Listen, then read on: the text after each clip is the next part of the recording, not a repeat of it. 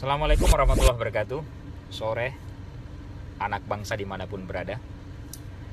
Dalam sepekan terakhir kita dihebohkan oleh viral video statement Ripka Ciptaning, anggota DPR RI fraksi PDI Perjuangan, penulis buku Aku Bangga Jadi Anak PKI. Video ini kemudian didiskusikan di mana-mana. Tapi sayangnya, saya mau memberitahu kepada rakyat Indonesia ya, komunikasi politik seperti ini ada hal yang biasa. Tugasnya sebagai anggota DPR adalah mengawasi kinerja kebijakan pemerintah pusat sebagai anggota DPR RI. Pertanyaan menariknya, kemana Ripka ini 5-6 bulan yang lalu?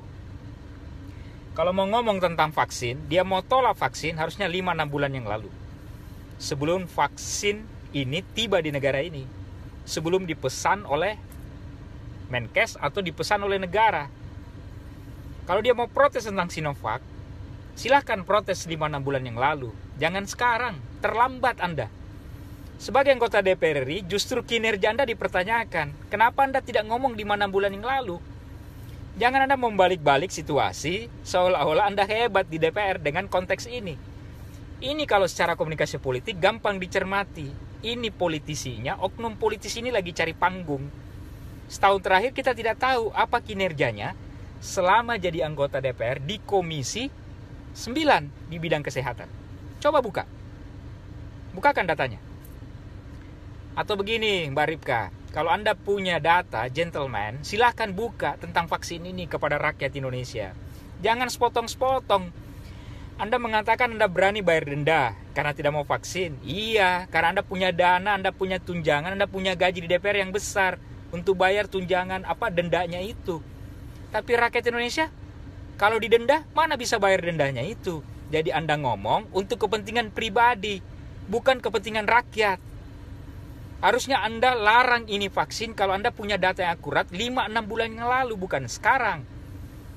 Presiden, tokoh masyarakat, tokoh agama, tokoh pemuda sudah memperagakan, sudah demonstratif suntikan vaksin. Anda kemudian tiba-tiba ngomong lagi beberapa hari terakhir, vaksin ini rongsokan. Betul-betul Anda cari panggung.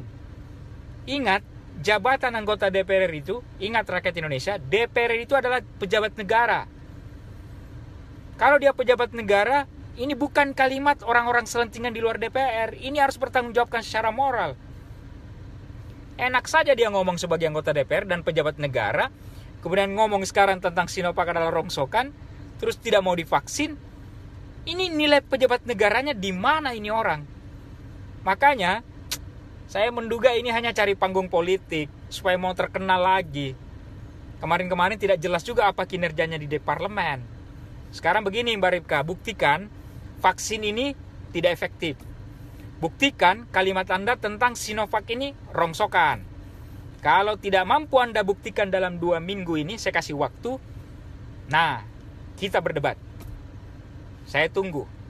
Rakyat Indonesia tunggu apa data Anda tentang vaksin ini. Pertanggungjawabkan secara moral. Kalau tidak bisa, mundur Anda dari Komisi 9. Fraksi PDIP harusnya malu terhadap orang-orang ini, oknum DPR seperti ini. Ini mempermalukan partainya kepada rakyat Indonesia.